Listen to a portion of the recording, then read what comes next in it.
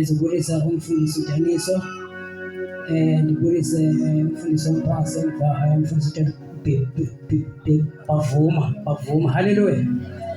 Ndibulise umfundisi wamapha phambili, umfundisi uMdukiswa, ndibulise inceku zonke, haleluya, amen. Bazongixolela ke angababizanga ngokufane zabo, haleluya.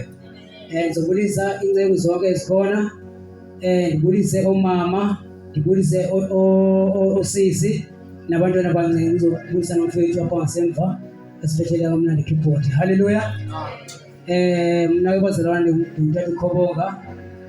Okubalulekileyo nje ndisindisiwe. Ndixolela izolo. Haleluya.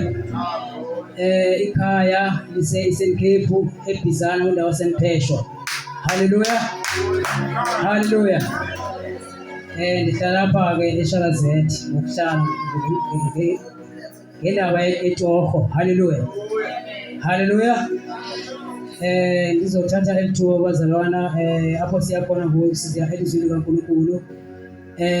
uNkulunkulu ndizomcela kakhulu. Okokuqala ndizoqala ndixolise ngokungafiki ngesikhathi. Haleluya. Haleluya.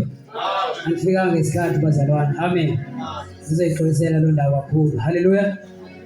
Ndizocela bazalwana sivule ilizwi likaThixo. Sovula encwadini yezenzo. Izenzo zabapostile. Haleluya. Isahluko chapter 8. Chapter 8 from verse number 5. Siyoma ku verse number 11. Hallelujah.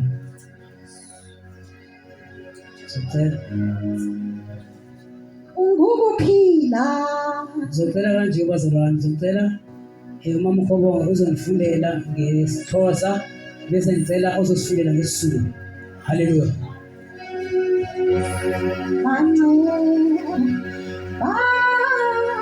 Ko aliyeza bo. Ulikhalabeli bathi.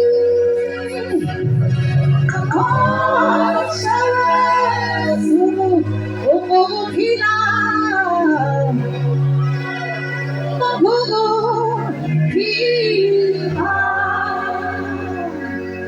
Amen.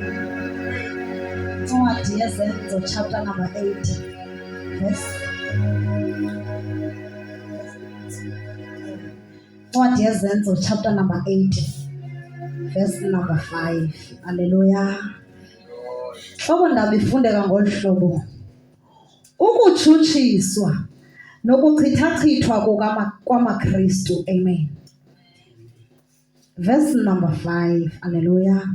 Wehla ke uFilipu waya emzini welamaSamariya wamvakalisa uKristu kubo. Verse number 6. Zaye kanjalo izihlwele zizinyamekela ngamxhelomnye izinto ezibe zithethwa nguFilipu. Ekuyiveni nasekuyiboneni kwazo imiqondiso abeyenza. Verse 7.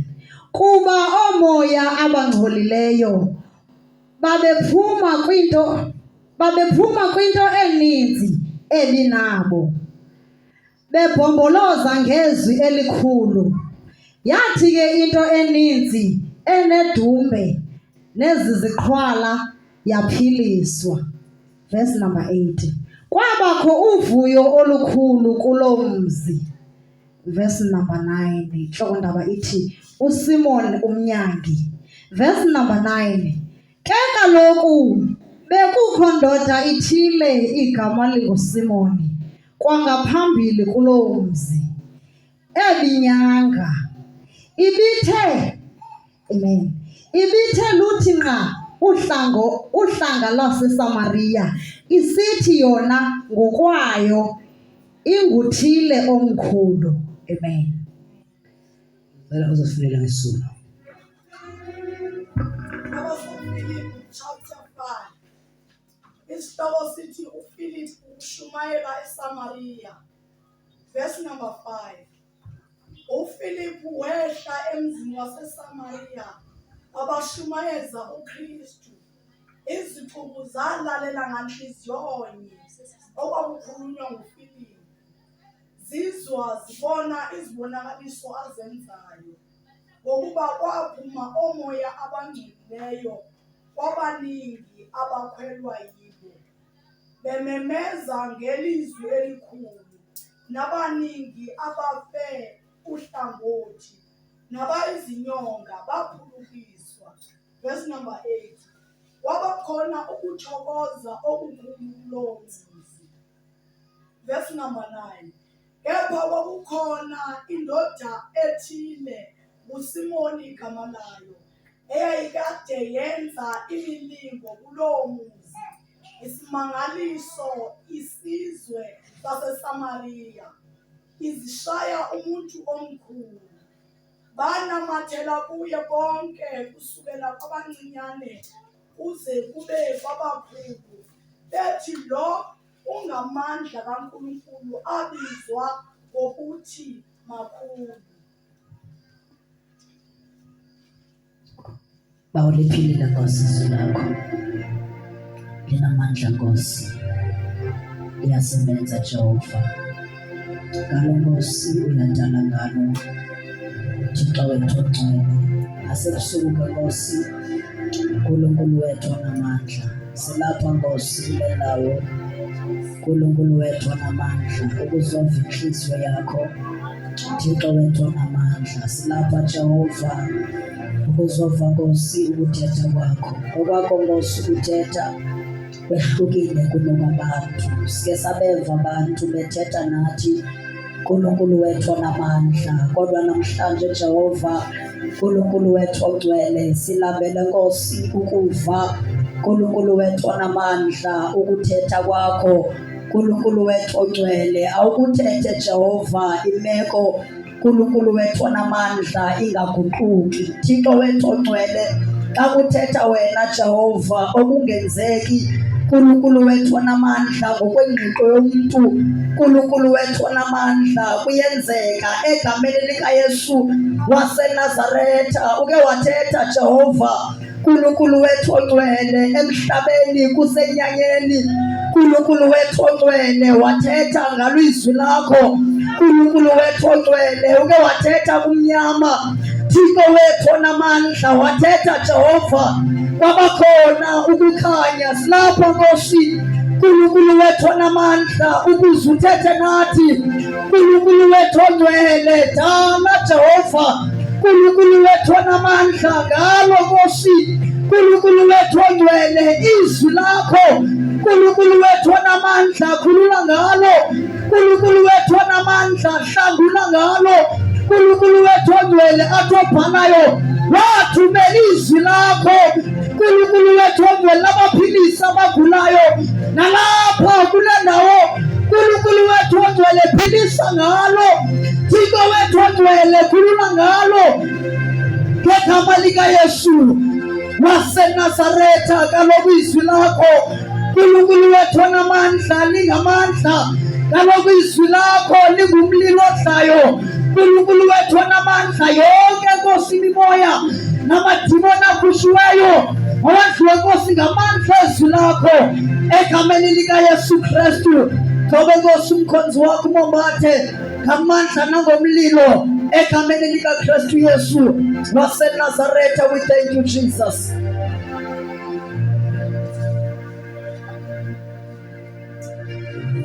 Hallelujah. Hallelujah. Siyabulela kakhulu ukuthi siyamthandaza. Hallelujah. Inhliziyweni yami bazalwana, ngihlalelwe into ethi akekho onjengoNkulunkulu. Hallelujah. Kuhleli lonto nje inhliziyweni yami, and andizothetha into eninzi njengoba nimi apha ngaphambili. Amen. Uma ngabe unganibamba ngekuqaleni ukuthi mhlawumbe ndisazokhuphuka, sohlala phansi sekwangoko. Amen. Ngoba ndizothethela into uThixo athi mandiyithethe. Ngisho noba ndingathetha amazwi ayi-2, noba ndingathetha ilizwi eliyi-1, noba ndingathetha amazwi amaninzi, kodwa uThixo mandithetha amaninzi, ndizothetha amaninzi. Uthi mandithetha ambalwa, ndizothetha ambalwa. Hallelujah. iBhayibhile ithi bazalwana, ithi ilizwi likaNkulunkulu masingalengesi. Shuthi njengoba iBhayibhile ibhaliwe, into ezibhalwe apha eBhayibhileni, ivesi nganye inomsebenzi wawo emntwini. Amen. And akumelanga nje ubana xa ngaba ufunda ivesi noma mhlawumbi ushumayela ngevesi ufuna uyityebisa. Amen. Uyityebise ngolwazi onalo oluninzi. Amen. Kodwa ivesi kumele uthi uba uNkulunkulu ukuthi funda le vesi, ndingafunda ichapter yonke kodwa ndithethe ngevesi eyi-1. Hallelujah. ungadineki kangabe umbona ngifuna ipage yonke waye ngifuna ipage ezimbili. Amen. uNkulunkulu ithi iBhayibheli bazalwana ilizwi kaNkulunkulu masingalengezi and masingalinciphisi. Amen. Ungakhathaleli ukuthi abantu bathini, bathi abantu bazisa noma mhlawumbe bathi uthetha into izinto ezimbalwa. Amen. Ungabi nandaba ukuthi abantu bathini, kodwa yenza lento uNkulunkulu athi yenze, thetha lento uNkulunkulu athi ithethe. Amen. Ngoba into efuneka abazalwana intando kaThixo, akufuneki intando yabantu. Amen. Hallelujah. Jesus. Hallelujah. Bazalwana ilandika iNew Testament ihlukene izigaba ezi5. Hallelujah. Ilandika isigaba sokuqala hallelujah. Isigaba sokuqala sinabavangeli abayi4. Hallelujah. Ngizodlula nje apha kancane. Amen.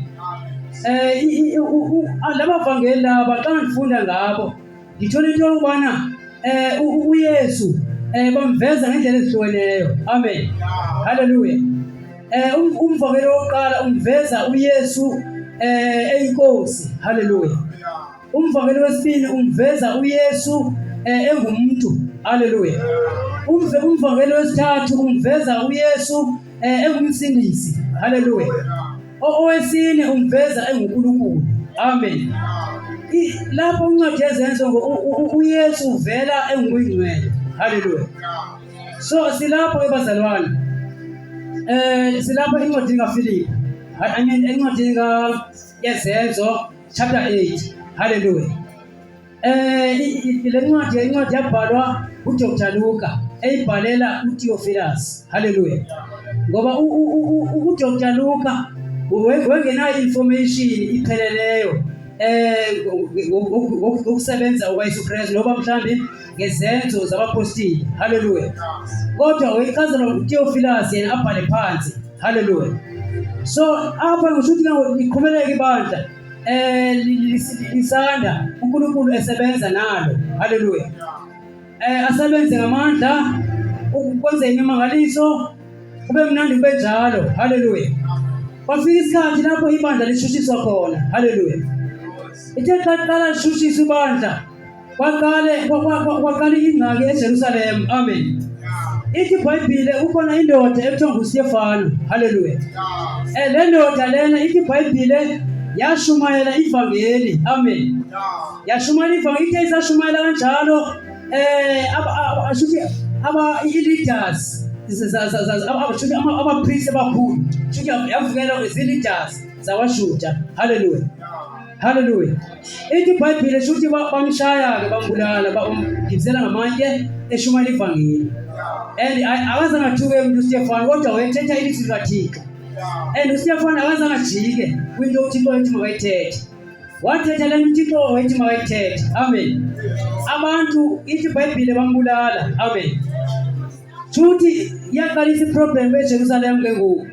Bekade umnandi uYesu Kristu ebashiyele umyalelo othi nize ningehlukani eJerusalem. Amen. Unihlala eJerusalem nide nabathiswe amandla. Hallelujah. Hallelujah. So iqhubekeke ikuzofika kwesigaba shuthi abanye abashumayeli shuthi iBhayibheli babazintsalo isho njalo eSixhosa. Amen. Isho njalo ithi baya kwindawo ngeendawo beshumayela ivangeli. Amen.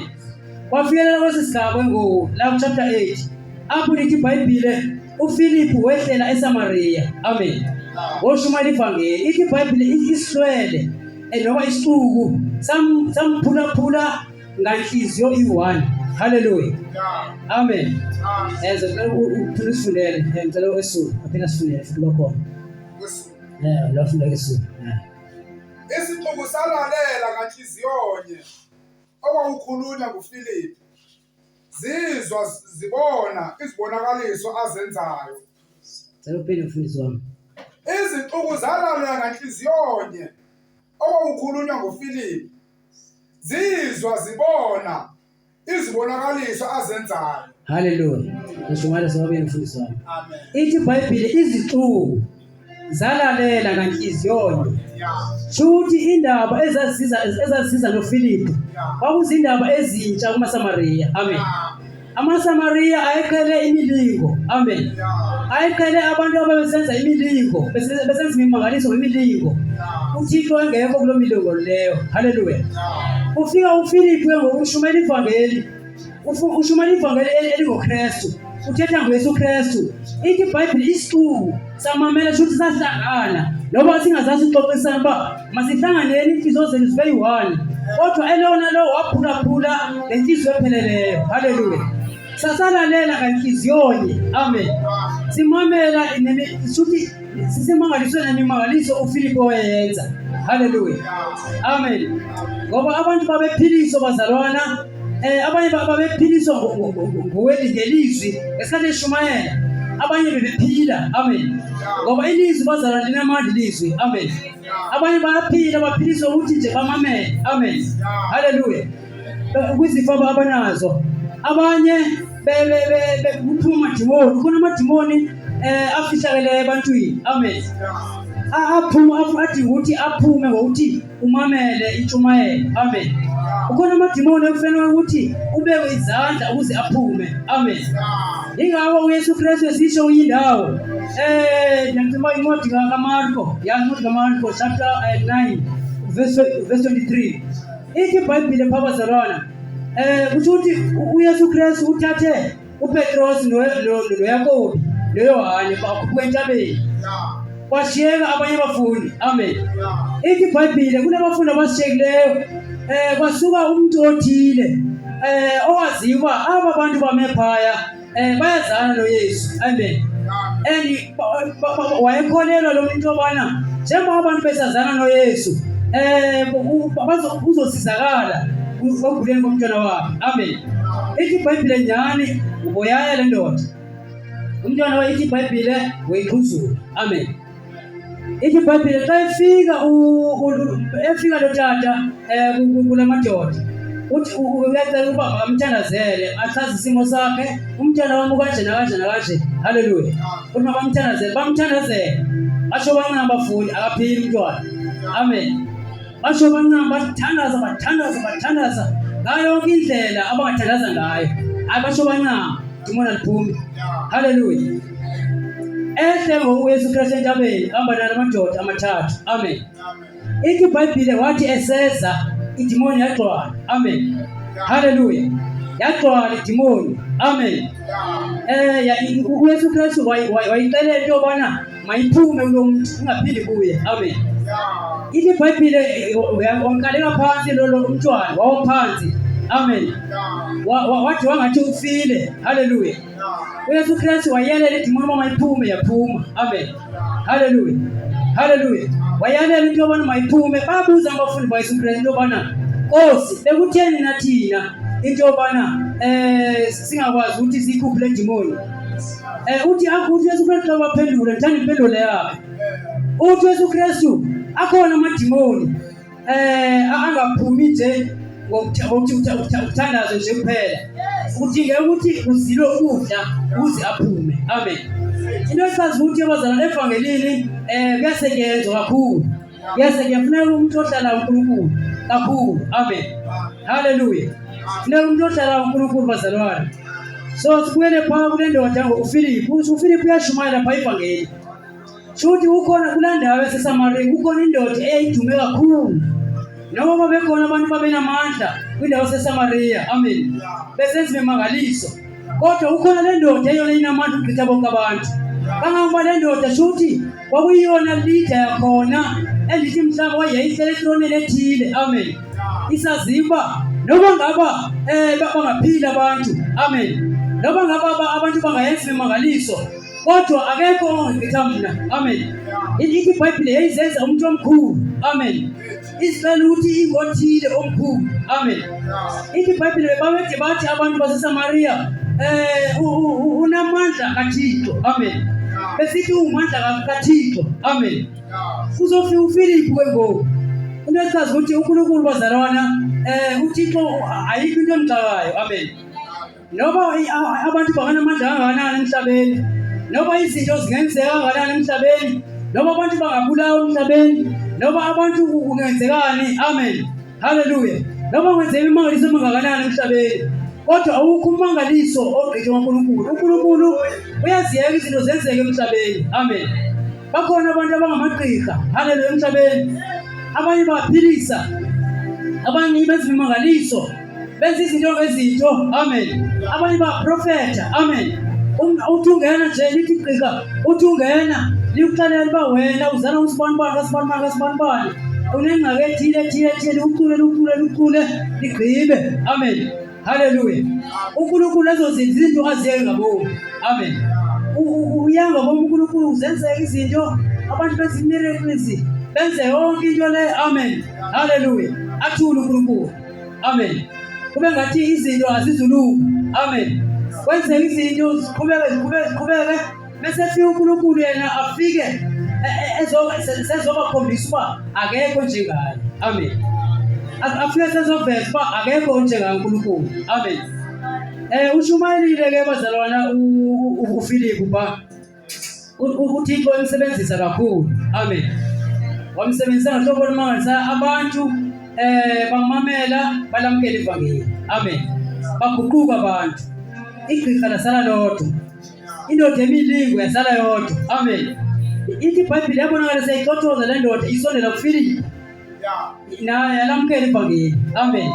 Into echaza uba noba ngaba amavangeli angakhona emhlabeni abe namandla, kodwa linye ivangeli linamandla ugqitha onke amavangeli, ivangeli likaYesu. Haleluya. Livangeli likaYesu elinamandla bazalwane. Ngisho noba ngaba oThixo bangakhona emhlabeni abakhonza ngabantu, kodwa mnye uNkulunkulu ayi-one amandla anamandla, futhi Yesu Kristu onamandla angaphezu kwawo onke amandla. Amen. Ngoba ithi iBhayibhile uYesu Kristu amagunya anikezwe yena emhlabeni nasezulwini. Njengoba bazalisho njalo iBhayibhile alixoki. Amen. Inyanisile into ethethweyo nguKristu injalo, and yonke into ayithethileyo izokwenza njengenjalo. Haleluya. Bengishilo bazalwane nathi izothetha lokho kwewethu enhliziyweni yami ngesikhathi.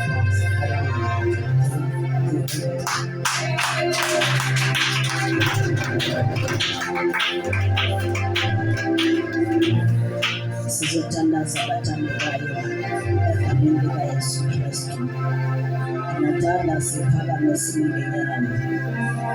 Le ncwadi yezenzo yenye yencwadi engiyithanda kakhulu, because before kufike kuchapter number 8 kuqalwe kuchapter number 2, kuchapter number 1, apho sifumana khona uYesu ethetha nabafundi bakhe, ethetha ngesethembiso sikaMoya Ongcwele.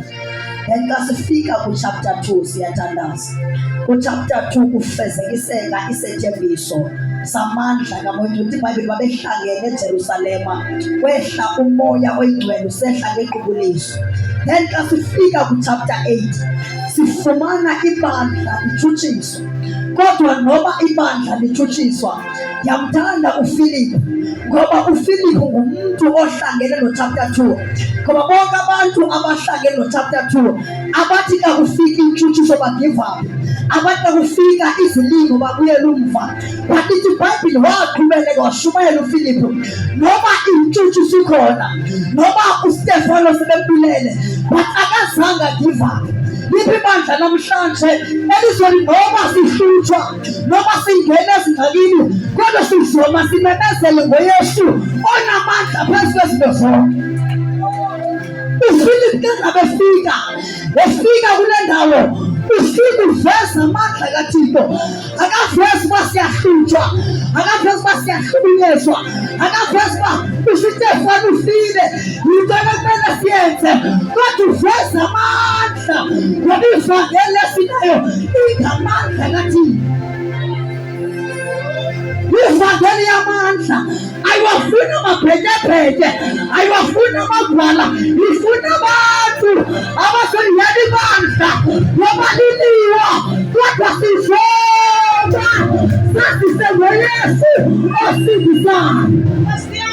Lapho abantu namhlanje abasebafile abantakwethu, abasebabule abantakwethu, kodwa will never give up.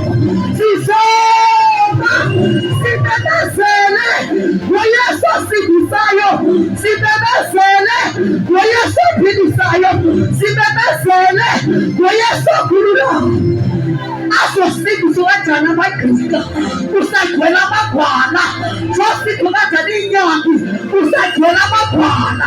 Ebathandekayo, ake siphakame sibe phezulu ngoba ivangeli lena ivangeli yamandla. Kushamanda liprofosaya, ivangeli yamandla, ivangeli yamandla idinga abantu abazoma ngesibindi, idinga abantu abazothi yebo isimo asivumi but Yesu Kristu siphakame sibe ngenyama. Thank you Jesus. Ingamandla lento ebathandeka, inamandla lento siyaba nayo, ayilingani nabathweleyo, ayilingani nezangoma, ayilingani noshembe, ayilingani nohlanyane, ayilingani nobhali, ayilingani nomadlonde. Inamandla ivangeli kaKristu, inamandla, inamandla, inamandla, inamandla lento, inamandla lento. Ukuhlabela lobo beyisokufeni, babethemba igazi lemfana, babengagivapi ngenxa yezinto ezenzekayo. Ngakho abantu namhlanje abazothi yebo siyahlaselwa, yebo siyalingwa, yebo siyabetheka, yebo izinto asinazo, kodwa sizona sasise ngoKristu. Uyovala uPawulosi uthi nasisa ngoKristu wena yedwa ebethele umnqamlezweni. Siyathandaza, vula umlomo wakho uthandaze nawe. Oh, siyakulela moyeni, siyakulela Thixo wethu, siyakulela mdala wezinsuku, egameni likaYesu Kristu waseNazaretha. Sibulela Nkosi ukusinikeza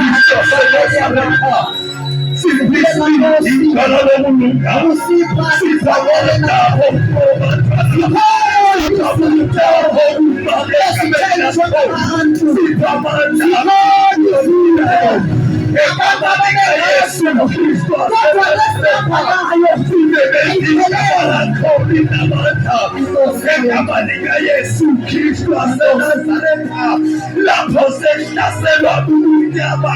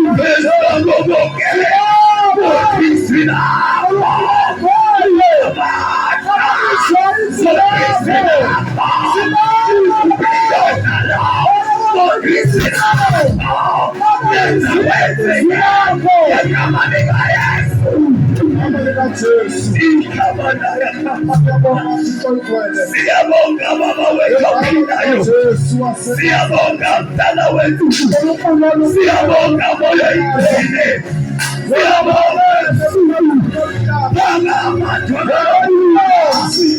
abantwana bakho ejubeni likaYesu waseNazaretha. Siyabonga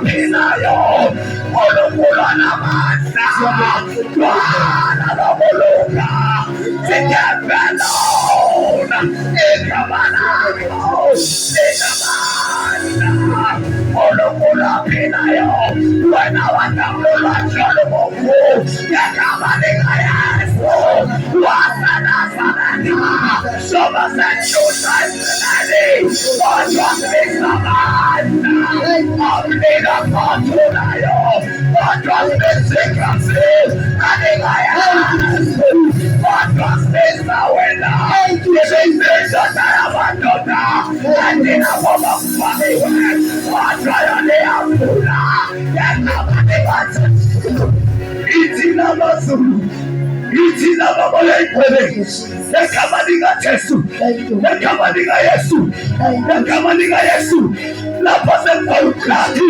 Ojovesinako, Tiadula Dona, La Pasempanabatagati, Ojovesinako, Tiadula, Kamana Fenahu, Sevene, Yakabayasinako, Sevene, Nasrinako, Sevene, Omnina Patunayo. Especially with Pilos about what was helping us in the Amanda. What was the Akurora? Ulukina Yovesina. What was the Akurora? Yakamaninga Yesu. Yakamana Konina Manda. Yakamaninga Yesu. Wasanazareta. Yakadasa. Solo ya tena. Siabonga mama wetu mpinayo. Siabonga moja ikwene.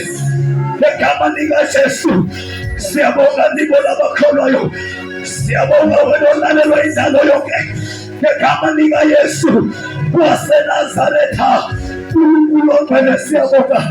Siyathoba phambi komso wakho sesingenza kahle kodwa sizothi inkosi ephakeme uyinkosi enamandla siyabonga uNkulunkulu ophilayo phakama njalo izwi lakho lihlale liminjalo imvula phakade siyabonga moya ingcwele ngegama likaYesu Kristu waseNazaretha Siyathandaza bathandekayo phakama ulenzeke enhliziyweni yakho eziba umkhonzi kaThixo esathetha kunezinto inkosi ezixoxayo kweni wakho ubaleke nje uze ngaphambili nawe uthi ngiyawafuna namandla wevangeli ngiyafuna ukuhamba ngesibindi ngiyafuna ukuhamba kumkhonza uThixo ngesibindi ngiyafuna ukumisa uKristu ngesibindi lalo baleke uze ngaphambili sithandaze nawe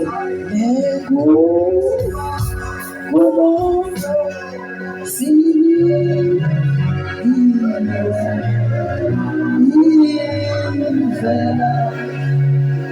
Ivela si wena udinga ukuthandazisa ubaleke uzingaphambili kubo